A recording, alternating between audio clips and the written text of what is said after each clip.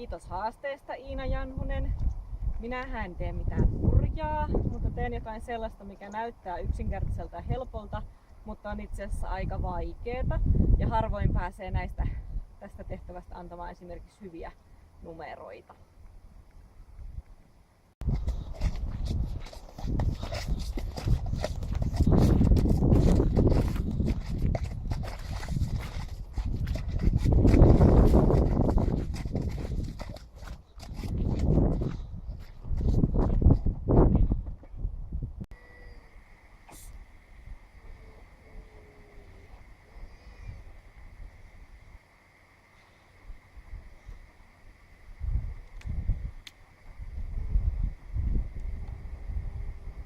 Koska tähän mun uuteen elämään kuuluu vaan tää vesilinja, niin mä avaan nyt tän vesipullon.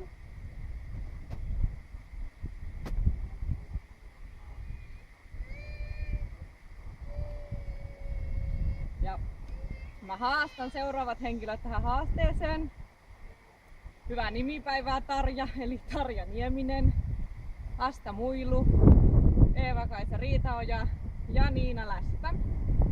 Sen lisäksi mä haastan kaikki mun ratsastavat hevosystävät harjoittelemaan peruutusta niin, että se on helppoa ja yksinkertaista, eikä tarvii vetää ohjista. Ihan täydellinen ei ollut munkaan peruutus, mutta 5-vuotiaalle hevoselle jo ihan hyvä alku. Kiitos!